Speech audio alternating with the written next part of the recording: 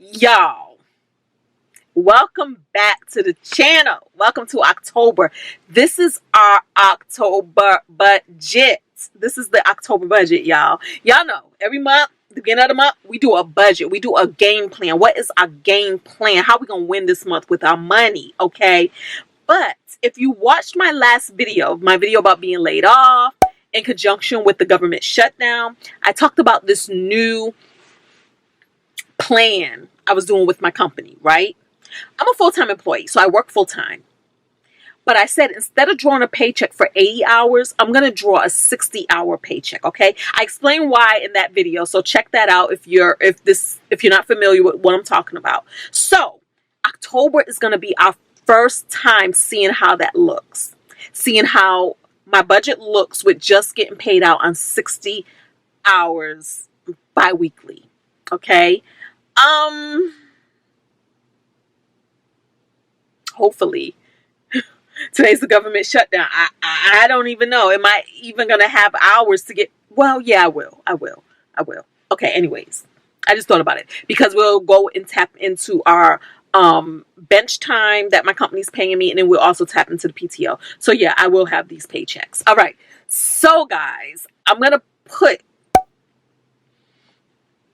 in the comments somewhere on the screen the last time I had income that came in at this amount. I'm gonna go back to my old budgets of old. So let's talk about it. In the month of October,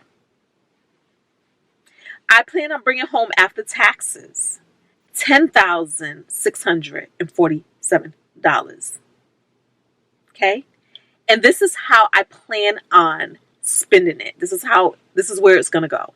$1,536 will go to the mortgage.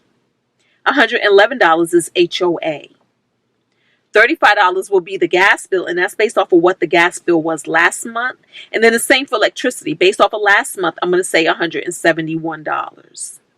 Cell phone for my phone and two other phones that are on my plan, $202.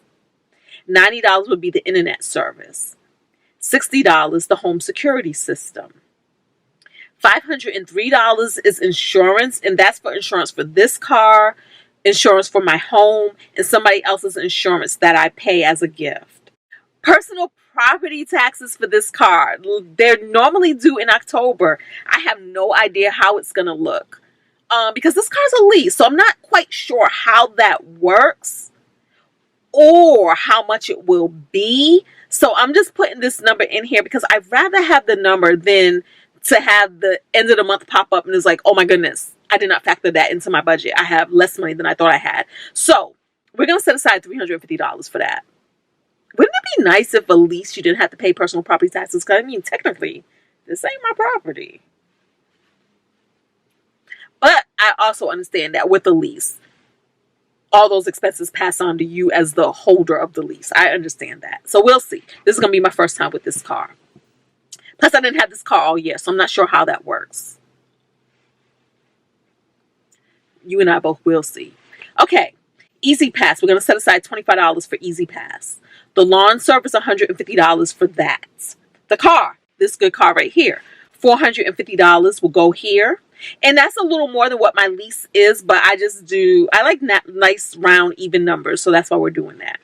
And it is possible to pay a lease off early without penalty, without whatever. So as soon as you pay the lease early or add extra, the cute thing about it is it actually goes toward future payments. So I'm going to put in a little blurb right here so you can kind of see how that looks. So it's all good.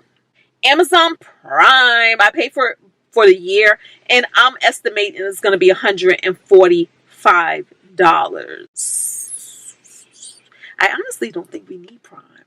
We don't even shop like that. I'm going to revisit this with Jay and see what he thinks. Because by the infrequency that we shop, we could just pay for shipping and handling. If it's that deep, everybody knows everybody with Prime. I'm pretty sure I can do that. I don't know. We're going to see. Subscription services. This is for Netflix, and this is for Paramount Plus. That comes to $36. Credit card fees. I have 2 credit card fees that are coming due. And I'm going to revisit this too because I'm not even sure I need these credit cards anymore. One of them, I don't think I have that many points on them.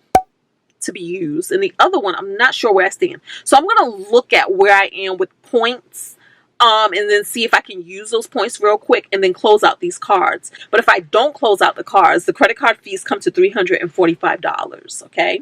The next four categories, I do what I call mindful spending. So I don't give it a budget. I don't give it a dollar amount. I just try to be very aware of what we're doing. And this is groceries, which is going to be better because I did cancel my Factor subscription service this morning. Being that there's no job to go to, so I don't need lunches and I have more time to be at home and I have more time to cook. I cooked last night, y'all. I made salmon. So good. I made enough so that there's leftovers for me and Jay. So I made salmon. I did I put together a salad, one of those bag salad things, and then I also made some baked beans. So that is so good. And then we still have like orzo salad. We still have like rotisserie chicken that I'm gonna have to remix and do something with because I don't like things to go to waste. So that's that. And then restaurants. Again, I shouldn't really be eating out that much, especially now that I won't be going to work, because normally my habit would be stopping by Starbucks in the morning and getting Starbucks. Household miscellaneous, whatever the house may need, whether it's detergent, whatever the house may need any given month. Fun miscellaneous, whatever may pop up, going to a movie, going hanging out with friends, things like that, that will fall under fun miscellaneous. Hair, we're setting aside $300 because y'all, we do need to get this good hair done. We need to get it done. I've been putting these little bands on, keep these little edges together, but I need to take these braids out and get my hair done. So $300 would be set aside for that.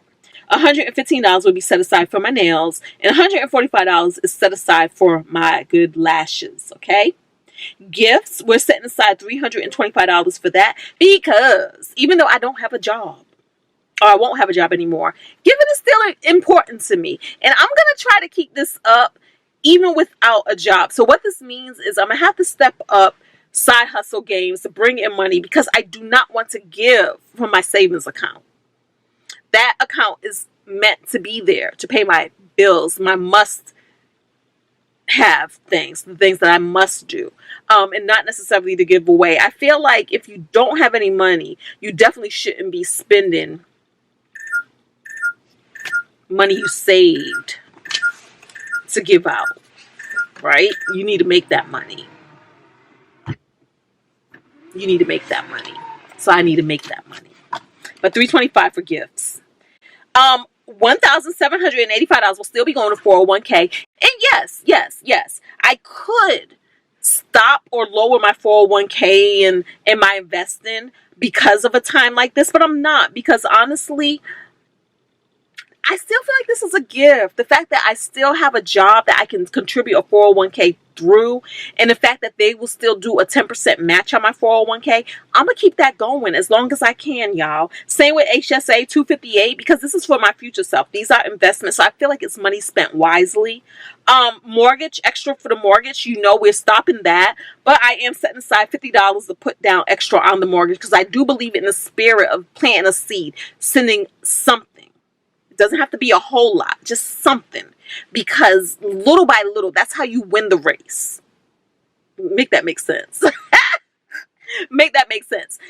You don't have to do a whole lot. I just think that you have to be consistent. Small, consistent actions will get you far. Will get you far in life than doing nothing at all. You can look back 5 years from now, 10 years from now, 20 years from now, and really see the impact of doing that small, consistent action. Or a year from now, right? So that's what I believe in. So we're going to do $50 toward the mortgage. And then we have extra savings in investing. We're going to do $1,400 because I'm still going to fund my different investment accounts and everything. And I'm still going to put away money to my savings to cover escrow and things like that for the house. So yeah, $1,400 is going there. This leaves us with $2,060 remaining. So $2,060, I think that's pretty good for having taken a smaller paycheck. I think that's pretty good. And so, of course, the goal would be not to spend $2,060. The goal would be to keep, to save, to put away more than I spend, because We don't know what the future holds, but I do know one thing: the future will still hold travel. It will still hold travel. So more about that in the future. I ain't got no plans right now, but more about that in the future, y'all. So this was my plan for the month of October. What's your plan for the month of October? If you was affected by the shutdown, if you was affected by like being laid off and things like that, talk to me. What's your plan? Talk to me. Let's have a conversation. So don't forget to thumbs up, and don't forget to subscribe if you're not a member of the Fun and Budget family. And I'm gonna see y'all in another video. All right, it's hot in here. I turned this AC off to talk to y'all so y'all don't have like a bunch of stuff blowing in your ears. But it's getting hot in here. Look, that's how it sounds when I turn the AC back on. Feels so much better. Feels so much better. But all right, y'all. Until the next time. Peace.